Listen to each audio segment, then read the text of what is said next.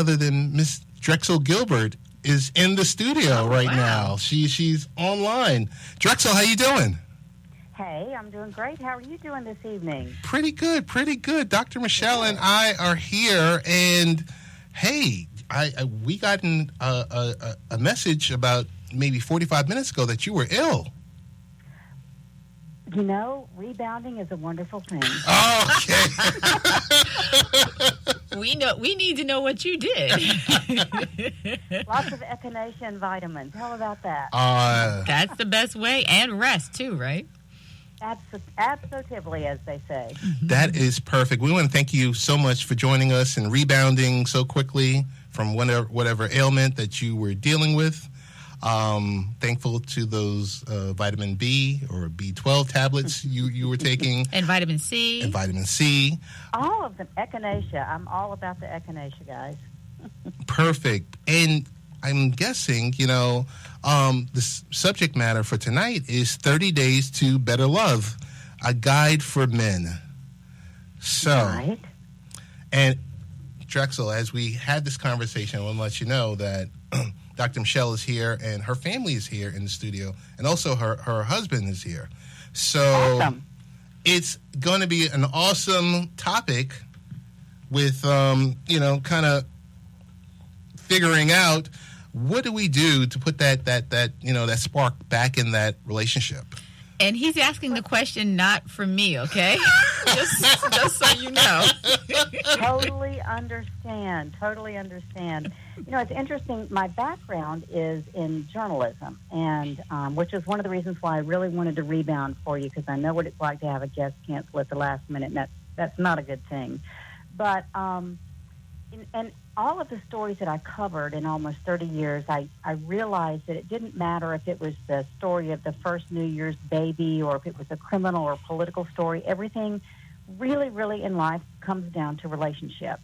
And so I started just here and there gathering information as I went along, and I started observing marriages and partnerships that withstood the test of time and those that kind of faded away. And I just started talking to people and gathering research. And one of the things that I learned is that men and women who are involved in long-term relationships, they want these relationships to work. But life just kind of takes its toll. We stop holding hands and we start holding diaper bags and briefcases and book bags. And we stop watching sunsets and we start watching the stock market, And so we forget about those things that brought us together in the first place, that made everything pop and sparkle and be bright and made you want to just rush home to see your significant other at the end of the day. And so I put together this book, and literally it is 30 days of very simple and easy things that men can do to reach out and bring that spark back. Not that they've done anything wrong up to this point. It's just taking what you have and making it even better, or bringing back that love and passion that you had in the beginning. It could be something simple as sitting next to her when you watch television instead of sitting in your easy chair. I talked to a psychologist one time who told me that the physical distance that a couple displays is very indicative of the emotional distance. And I've watched that. I'm a people watcher, and it's true. You watch it and you see the couples who walk down the streets and each of them have their hands in their own pockets, or the couple that walks down the street with their arms looped and she has her hand in his pocket and he has his hand in hers, the coat pocket. You know what I mean? So it's something as simple as that, or telling your wife, I love you. Yes, she knows you love her, but she wants to hear it. Or holding her hand when you walk down the street, or opening the door for her, or dancing with her in the kitchen. It doesn't matter if you have two left feet or if there's no music. Just pull her up next to you and dance with her. You never know what might happen. Well, I was going to say, we're in the studio, and like Ted said, my family is here, but my husband is sitting at the other end of the table. But I don't think it's because we're having any issues. I think he's just trying to stay away from the mic so he doesn't start sneezing. His allergies are kicking in. Totally understand But that. then now, what do you suggest that we do? Because, I mean, in this day and age, everyone has to work. You have your children that you have to care for. What do we do? Well, you have to be intentional about it. And that's what the whole 30-day part is about. Research will tell you that if we are given not necessarily deadlines, but guidelines to follow, we're more likely to do that. No one wants to go on a 15-year diet.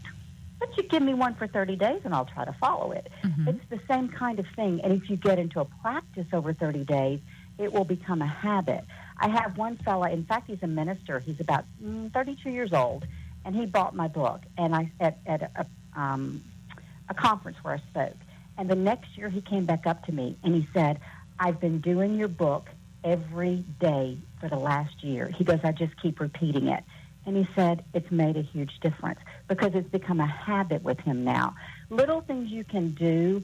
My dad, who is in his 70s, since he was in, as long as I can remember, in his 30s maybe, he leaves a little sticky note on the coffee pot for my mom every morning. She gets up a lot later than he does. But when she gets up every morning, there's a little sticky note there that says, hey, sweetheart, I love you. Have a great day. Just something that small will tell your wife, I'm thinking about you, even though I've got this busy day ahead of me. And yes, I'm going out and I'm doing what I do as the husband and the father in this family. But I want you to know that even when I'm inking a deal or I'm negotiating with a partner, you're on my mind, and I want you to know that. It doesn't have to be anything huge or big. The first thing that I suggest that men do is give your wife flowers every day for 30 days. They just about pass out when I say that. But then I tell them, it doesn't have to be a bouquet of roses. It might be a bouquet the first day. It might be a daisy the next day. You might draw a flower on a piece of paper and tape it to her mirror so she sees it when she goes to brush her teeth in the morning. Something like that every day reminds your wife, you are special to me. I love you. It's not rocket science, but it is intentional. But this also sounds like tips that women can do for men. Well, now that you mention it, 30 Days to Better Love, a guide for women, will be out just in time for Valentine's Day. All right. Absolutely. Congratulations. I do tell, it's a joke, but I say I just started where the need was greatest. But sometimes guys just need a little jump start. And, and that's not saying anything negative about men. Men and women we're just made differently. We just are. And so sometimes, but women respond so well whenever their mate does step up and do these really sweet things. But yeah, I go after the women too. So and Drexel, actually, following that, I have 30 Days to Better Love, a guide for parents, and I'm really excited about that one. Oh, I'm really excited about that one. It should be out before Easter, so I'm tickled to death about that one. So a couple of questions, Drexel. Sure. Also, virtually in the studio is Rich Valdez, third member of our team. I guess, so one is a statement, one is a question. Statement number one, which is probably going to irk everyone off in here, but that's my job, is Dr. Michelle has had a healthy relationship and marriage for over 16 years. I've had a healthy relationship and marriage for 18 years, and Rich Valdez is at 26 years. Congratulations. My question to you is, your audience, is it more for the folks that are seasoned, or is it more for the folks that are kind of like the newbies? Oh, well, let one of my readers read it. She was 18 months into her marriage. Okay. And her response was, this book is just as good for newlyweds as it is for the, as she put it, longlyweds. I would think that initially it would be for those who are in, say, the middle of a long-term relationship. But if you read this book at the beginning of your marriage, and frankly, I have lots of people buy this as wedding gifts. And if you read this at the beginning of your marriage, it just helps establish these healthy, loving, intentional habits that will grow and nurture and sustain a loving and passionate and caring marriage for years to come. Perfect. So, Rich, do you have a question? Because as you being the elder of the group. Okay. All right. Well, my apologies for getting connected in here late, and I missed most of the conversation. So if I ask a question or make a statement that has already been asked, it is my apologies. But so it sounds like from a relationship standpoint, it's more just a question in general. What do you think is the most important thing to maintaining a stable and healthy long-term relationship? I think the most important thing to maintaining and sustaining a healthy relationship is to be intentional and to understand that, yes, diapers, bills, washing the car, paying the mortgage, all of those things are a part of our daily life and part of our relationship. But the most important thing is putting your spouse at the top of that list. Before you make any decisions, before you get up and brush your teeth in the morning, roll over and hug that woman and tell her you love her with everything that's in you. She does not care if you have morning breath. She wants you to do that to her. So the most important thing is to make sure that your spouse knows that above everything, she or he is the most important thing in your life. Sorry I was chuckling, but the men here, were laughing and they were shaking their heads. No, let us not do that at all. No, I can't I'm do it. telling you. I've been warned on that one. No, I can't do that.